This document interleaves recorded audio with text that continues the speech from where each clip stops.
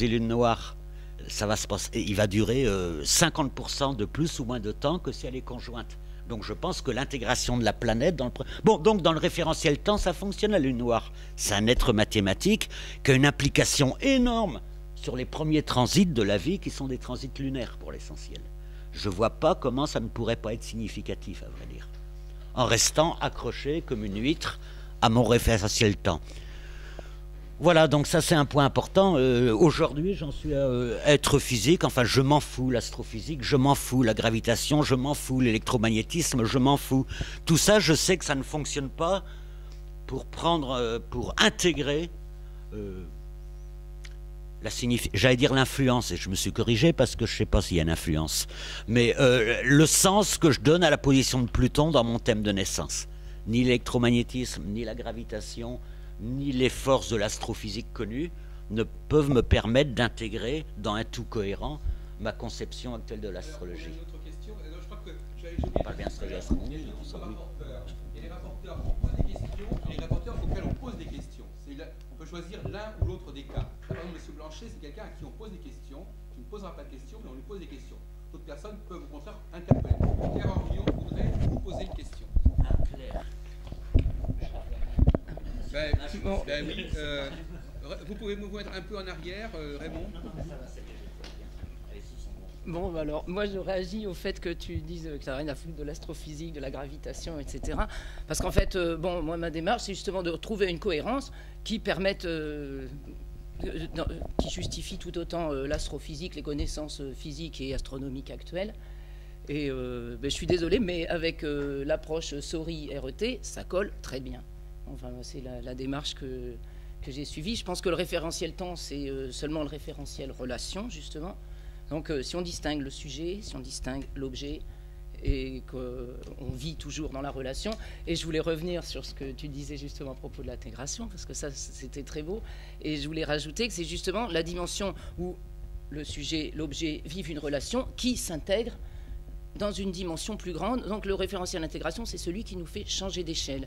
Et c'est celui et c'est par là, c'est par ce changement d'échelle qu'on peut admettre que l'ordonnance du système solaire, qui est une unité cohérente, en fait, a une dimension qui nous inclut tous, êtres humains qui vivons sur Terre, et c'est peut-être notre seul point commun, c'est d'être des terriens, d'être humains terriens.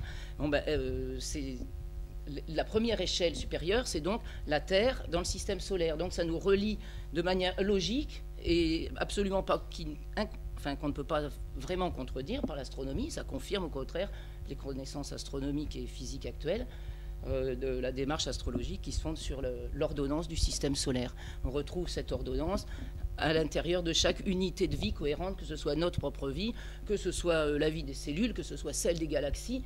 À toutes les échelles, finalement, on la retrouve. Après, juste une anecdote de rapport d'échelle que j'ai capté hier. Si le système solaire fait la dimension d'une pièce de 1 centime d'euro, notre galaxie, la Voie lactée, mesure la dimension de la France. Et il faut 100 000 ans à la vitesse de la lumière pour traverser la France dans ces cas-là. C'est pourtant juste l'échelle supérieure. D'autres personnes veulent interroger M. Blanchet. Monsieur Alaïs, vous n'avez rien à dire sur ce débat, justement, entre... Attendez, Marie Delclos. Interroger le monsieur... Je trouve que le système, le référentiel temps, c'est très intéressant et naturellement, il est incontournable, mais on n'a pas parlé de l'espace. Alors j'aimerais bien qu'il me parle de l'espace par rapport à son référentiel temps. Encore une fois, hein, faut pas se méprendre. Hein, je pense pas. Bon, allez, je ne pense pas que l'astrologie soit une connaissance révélée, et je pense que c'est un savoir, je me garderais bien de dire une science, une connaissance en devenir qui n'est pas achevée. Donc j'ai bien pris la précaution de dire, moi, je réussis à mes propres yeux à penser quelque chose d'à peu près cohérent. Aujourd'hui, en prenant le référentiel temps, mais j'aimerais bien, ma chère amie, vivre encore quelques années pour pouvoir envoyer chier ce que je dis aujourd'hui et dire « Ah merde, je disais ça il y a 5 ans, puis aujourd'hui je pense plus comme ça. Hein, » Donc ça c'est clair. C'est important parce que je crois que c'est un préambule important. Une question qui me titille par rapport à ce qui s'est Elle te titille ou elle te toutouille? Comment est-ce qu'on peut considérer nos prédécesseurs, disons, de l'Antiquité, qui ignoraient un nombre d'éléments? Moi, ce qui m'a toujours interpellé pour les gens qui avaient adopté, depuis 2 siècles, il y a une question que j'aimerais, qui me paraît fondamentale. C'est une question en tant enfin, le rapport c'est un peu la querelle des anciens et des modernes, si vous voulez. C'est-à-dire comment quelqu'un qui s'intéresse à Uranus, à Neptune, à la Lune noire, à des astéroïdes, quel regard porte-t-il sur les astrologues de l'Antiquité? Comment travaillaient-ils ces gens-là qui avaient le malheur d'ignorer ces nouveaux éléments qui pourtant étaient là, mais qui n'avaient pas intégré dans leur conscience?